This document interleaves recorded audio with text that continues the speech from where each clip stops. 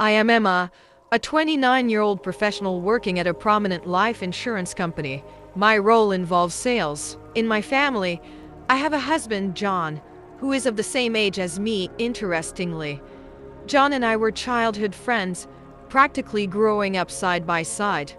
Our houses faced each other, fostering a close bond that carried us through our school days. From preschool until the summer break of our first year in middle school, we shared countless moments together. Back in those early days, John was known for his occasional clumsiness. He was enthusiastic about soccer and a member of a team that required early morning practice sessions. However, his forgetfulness often led to situations where he left behind his lunchbox and homework at home. His mother would then request my assistance in delivering his forgotten items with a hint of sympathy for my mother's presumed challenges. Thus, I became the messenger. Though John seemed to show little remorse, his common response was a casual apology coupled with an explanation rooted in the early morning hour. Despite my numerous admonishments, John's forgetfulness seemed deeply ingrained. When we transitioned to middle school and our families gathered to bid us farewell, however, due to his habitual oversleeping, John missed the opportunity to bid me farewell. He was sound asleep locked in his room, and as a result, we departed without saying our goodbyes. This party marked our separation, and for about a decade, our paths did not cross paths. A decade later, fate reunited us at an elementary school reunion. I was taken aback by John's transformation. The once unkempt, messy-haired boy was now a handsome man in a sharp suit, exuding confidence. His appearance had changed dramatically, but his identity remained unmistakable. Our conversation flowed naturally as we were connected, reminiscing about our shared history. John had spent his post-school years in our hometown before pursuing higher education in California. After completing his studies, he worked for the local ward office, a change that surprised me. As the evening progressed, I observed a side of John that I hadn't encountered before. He displayed thoughtfulness and consideration towards others, initiating orders, serving food, and even caring for a fellow classmate who had indulged a bit too much in alcohol. His attentiveness impressed me. Our connection deepened, and we exchanged contact information, reconnecting with other former classmates. In the subsequent months, John and I began spending time together initially as part of a group. We gradually found ourselves having one-on-one dinners and drinks after work. About a year later, John revealed that he had broken up with his girlfriend at the time due to differences in personality. This confession was followed by a surprising question: would I consider dating him with the intention of marriage? Though I initially dismissed it as drunken talk, he later asked for a sincere response. While taken aback, I needed time to contemplate his proposal. I believed in the importance of a relationship with the potential for marriage, and considering John's familiarity and shared history, it wasn't a decision I could take lightly. While I wasn't in a relationship at the time, I held the belief that if I were to date someone, it should be with a view towards marriage. Considering my long-standing friendship with John, knowledge of his strengths and weaknesses, and understanding of his family, I began to see the feasibility of such a union. Eventually, I agreed to his proposal. We informed our parents, who welcomed our decision. Our relationship transitioned smoothly, leading to our marriage. 2 years later, the occasion was met with warm congratulations, and I embraced the role of a joyful bride, surrounded by the support of friends and family. As we embarked on this new journey together, I felt an overwhelming sense of happiness. However, the reality of our married life soon brought unexpected challenges. I discovered a side of John's character that I had not encountered before: his lack of responsibility. From not cleaning up after meals to allowing dishes to pile up and disregarding proper trash disposal, his habits were far from ideal. His explanation for this behavior lay in his previous living arrangements, where he often relied on pre-made meals or eating out, eliminating the need for dishwashing. This revelation shook me as it contrasted sharply with the image I had of him. During our dating phase in early marriage, It became evident that addressing this disparity in responsibility would require open communication and effort from both of us. Our journey as a married couple was undeniably far from perfect, but it was an ongoing process of growth and understanding. One that I was committed to navigating alongside John. He used to reside in a place where discarding almost everything as trash was the norm, excluding recyclable items like cans and bottles. It turns out that John had rarely engaged in sorting his waste, attempting to instill some order. I proposed that we do it together and make an effort to teach him household chores. However, John dismissed the idea, claiming he was too busy and that those who could handle it should take care of it. My response was to introduce multiple trash cans for easy disposal, complete with lists indicating what should go where. Unfortunately, he disregarded this system, continuing to toss all items into a single bin, ignoring my warnings. In addition to this, John faced a consistent struggle with waking up on time. His ex-girlfriend, who had lived in the same apartment previously, used to hold a spare key and act as his alarm clock. I endeavored to fulfill this role, but it proved challenging. His mornings often began with me urging him to wake up, only for him to resist and request just 5 more minutes beneath the covers. Eventually, he would wake himself just in time to avoid being late, only to question why I hadn't succeeded in waking him earlier. The financial aspects of our relationship also presented hurdles, while we divided living expenses, with John covering rent and utilities. I took responsibility for food and social costs, yet John's forgetfulness led to him frequently neglecting to deposit money for automatic deductions, resulting in multiple instances of electricity or gas shutdowns. I, who is unaware of these bills due to his management of his mail, had to scramble to make payments and restore services. Our communication deteriorated as I expressed frustration over his carelessness, and he responded defensively, placing the onus on me to cover for his forgetfulness. Roughly 2 years into our marriage, the apartment we lived in was slated for demolition due to its age, prompting us to seek a new residence. While our search for a suitable property proved challenging, we eventually decided to construct a new home. I agreed to take out the mortgage myself, considering John's propensity to forget payments. This arrangement came with the condition that he contribute equally to food and social expenses, which I had been shouldering in our newly built suburban home featuring amenities like a spacious yard and an open-style kitchen. I worked diligently to meet mortgage payments while also striving to save for our future, including the desire to have children. However, John's attitude began to change around this time.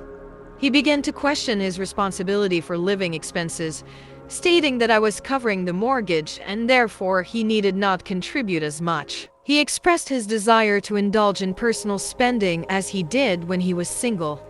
Despite my attempts to reason with him about financial responsibility, he continued to spend recklessly, purchasing items like an expensive golf set and a large SUV.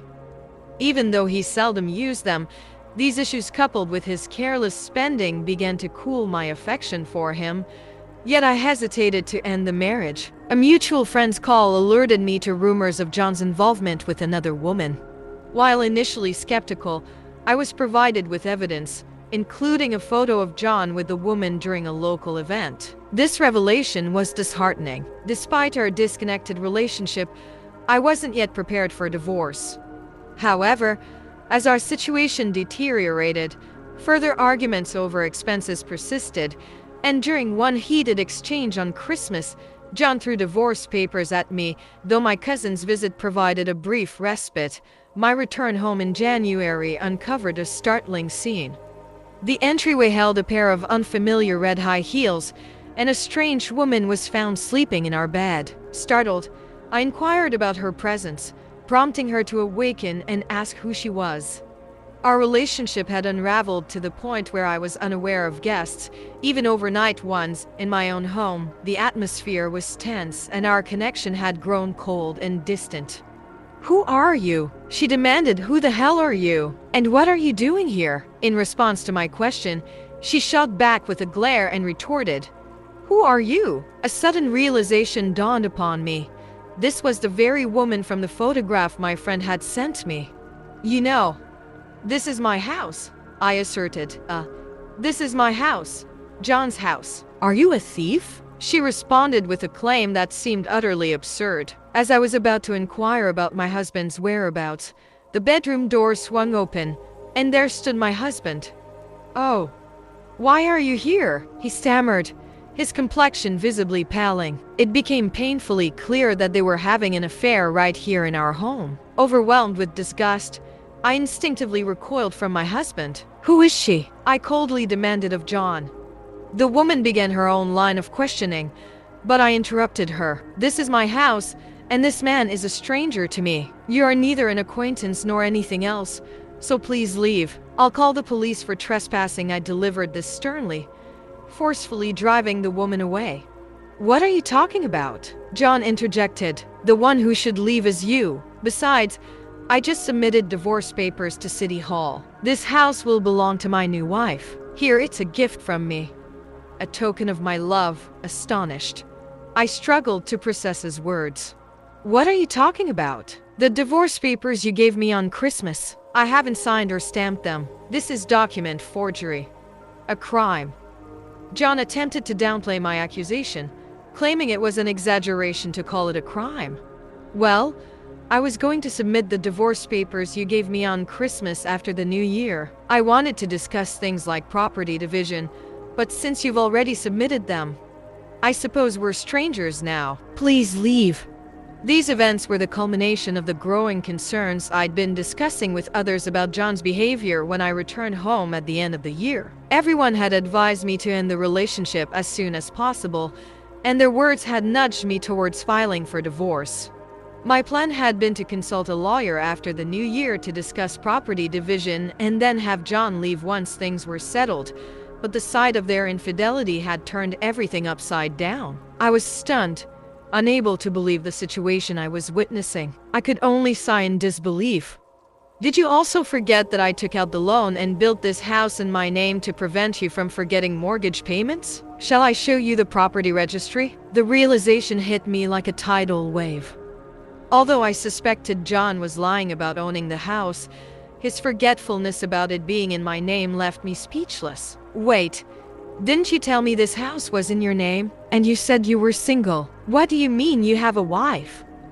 The woman who had managed to change clothes during this exchange affirmed that John had indeed lied to her, claiming to be single and the sole owner of the house. "Well, duh. I just accidentally forgot," I interjected with incredulity. "There's no way you can accidentally forget something like that." Frustration surged within me. "What are you going to do about this?" I ceded at John. "I never intended to have an affair. I'm sorry. I just wanted to show off. If saying sorry could fix everything, we wouldn't need the police." The woman turned her back on John, addressing me with a deep bow and handing me her business card. "I suppose it's not surprising to be shocked when your boyfriend, whom you thought was single, has a wife. Come home. I will contact you again later." With that, she left. "I truly am sorry. It was just a moment of weakness. Do you think such an excuse would work?" John's voice wavered as he tried to justify his actions, but his apologies fell on deaf ears. "You'll always be forgetful, and I've been covering for you. But you constantly caused me trouble and finally betrayed me. I've had enough." John, terrified by the most intense glare I had ever given him, clung desperately to my feet, desperately apologizing, as she had put it earlier. Saying sorry wouldn't solve everything. It wouldn't negate the seriousness of his actions. "I don't need a careless man like you in my life anymore. I declared that you probably showed me the divorce papers because you wanted to divorce me, right? That's not it. I thought if I showed you the divorce papers, you would stop nagging me. I thought you wouldn't want to be with me, but you never improved, so I went ahead with it. It's your fault." He snapped back defensively. My patience finally snapped. "Don't be ridiculous. Divorce papers aren't a tool for manipulation. You know what? I'm sick and tired of taking care of a slob like you. If you understand a thing, get out of here right now. But I don't want to hear your excuses. That's going to be your problem.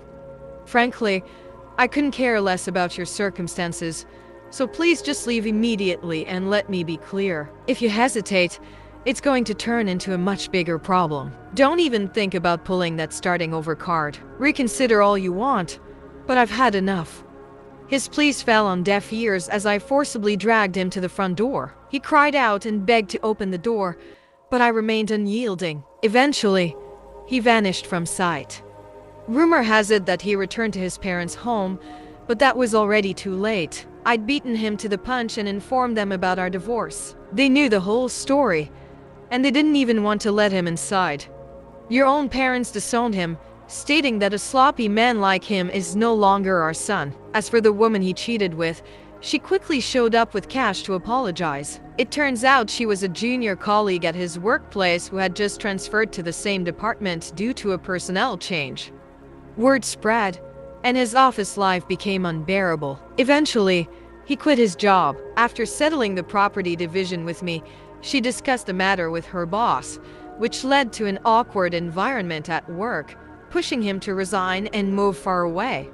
As for me, I decided to put the house on the market. It had become a symbol of unpleasant memories tainted by his affair. Luckily, the house sold for a higher price than I initially paid for it, allowing me to pay off the loan in one go. I used that opportunity to move into an apartment near my workplace. No more living in a space tainted by his infidelity. Now I'm enjoying the solace of living alone in my new apartment. My days are filled with fulfilling work and time spent with my friends. I plan to savor these peaceful days in the present and future.